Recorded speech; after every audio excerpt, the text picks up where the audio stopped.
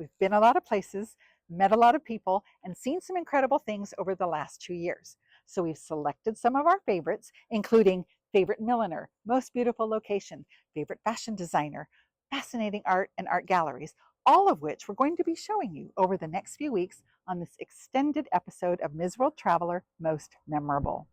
Today, we're revisiting some outstanding antique stores. See if you agree.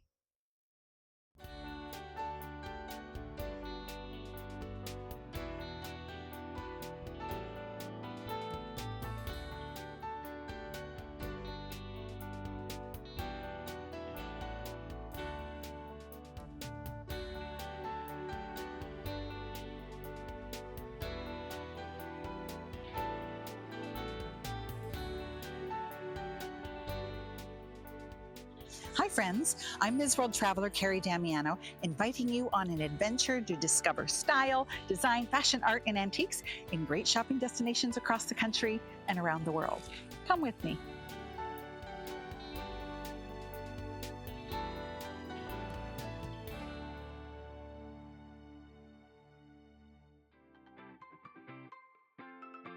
How do we choose just a few when every store we visit is so wonderful?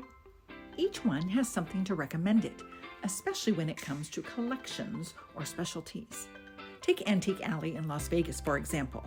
They have a surfeit of oddities, as you would expect in Vegas. From a giant moose head, to a baby carriage that transformed into a high chair, to a Zoltar machine that eerily greets guests as they enter the store, to weapons and chainmail, to a carved table with horses, owner George Levitt has amassed an impressive array of out-of-the-ordinary treasures. For those looking for more mainstream antiques, yes, they have that too.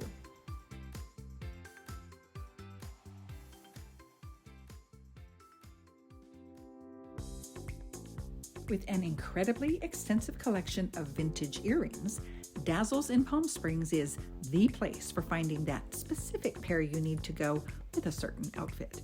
But it doesn't stop there. How about a brooch to go with your earrings? Or better yet, a fabulous necklace or chapeau?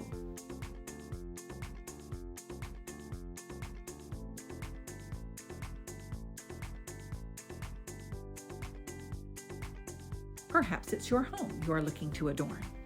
Dazzles has also meticulously curated a selection of tiki furniture, once popular in the 1970s, and now finding new appeal with its retro chic lines. Statement sofas, ergonomic chairs, a birdcage, a bar, and a constantly changing inventory make Dazzles a destination to check out again and again.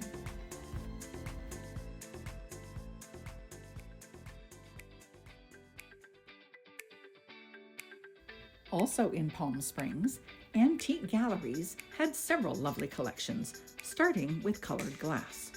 The way they displayed them in the window heightened not only the beauty of the colors, but also the subtle differences from one to the next.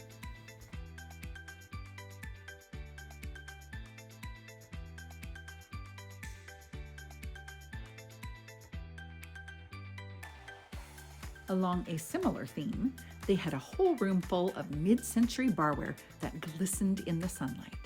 The styles ranged from elegant to classic to Art Deco to funky, and for a collector, this would be the go-to to procure rare patterns and a variety of sets in excellent condition.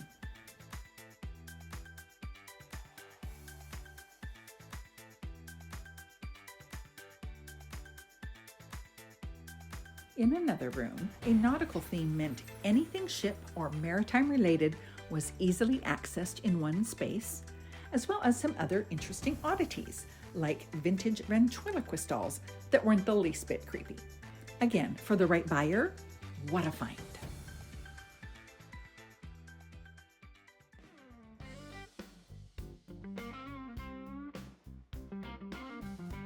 Some places we go, we have to be really careful not to knock anything over because things are packed in so tightly.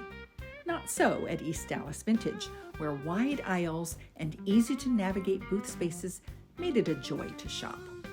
One of the standout collections there was a wardrobe that previously belonged to a society maven who had quite an assortment of fancy dresses. Owner Chelsea Callahan Hagg had fun imagining stories of what kind of parties she might have attended to show off all her beautiful clothes.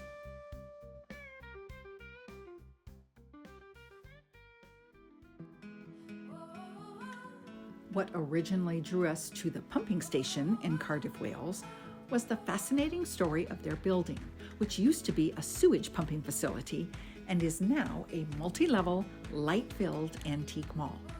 But that was just the beginning of compelling stories. We saw a private collection of antique coins and jewelry found with a metal detector by Paul, a vendor with a storehouse of knowledge waiting to be shared. Some pieces he made into contemporary jewelry, and others he kept just to regale visitors with tales of lost treasures.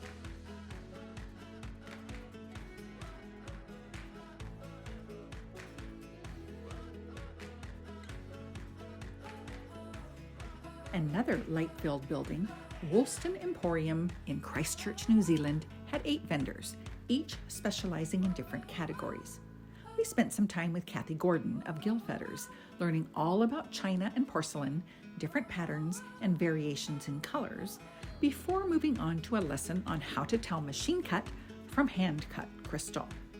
One of the things we loved about Kathy's outlook was how she encourages customers to use and enjoy their beautiful china every day, rather than waiting for a special occasion. And we say, why not?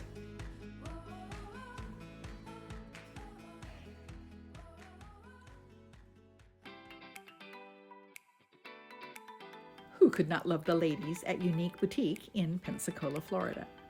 Angie and Susan decided to open a store together because they had so many treasures they'd collected over the years, they no longer had room to store them in their respective homes. Hence, the idea for a shop that mixes antiques, vintage, designer clothing, and one-of-a-kind pieces in a space with equal personality. They've also invited several local artisans to show their work, adding to the eclectic variety, and we especially liked the lightweight, colorful resin bowls and glasses. We had a unique experience at Unique Boutique, and so will you.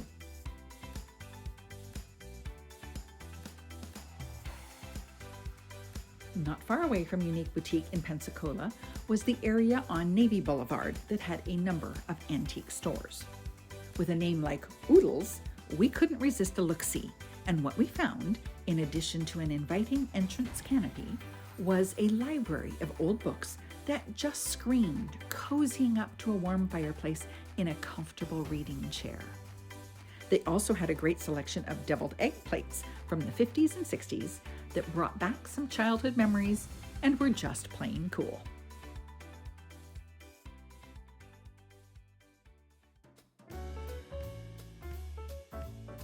Saving the granddaddy of them all for last, the Paris Flea Market is an experience of such magnitude it cannot be conveyed in mere words or photos. If you are an antiquer, it simply has to be felt and observed to grasp the breadth and depth.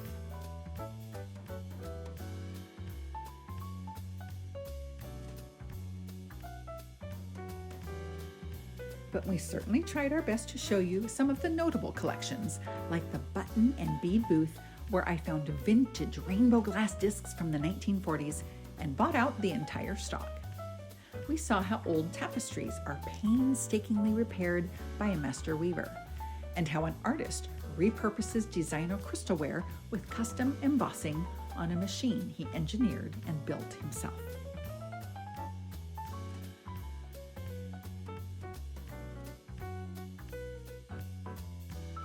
The Paris Flea Market is also a hub for vintage designer clothing, and we donned white gloves to visit Chez Sarah's vast collection from the past 100 years. Amber explained that much of their business comes from movie and theater costume departments from all over the world, looking for authentic wardrobe pieces for their productions. Nice work if you can get it.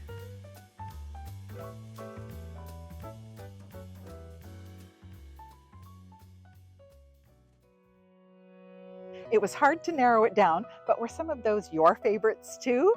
We've got more most memorable to show you over the upcoming weeks. Which will it be next time? Stay tuned to find out.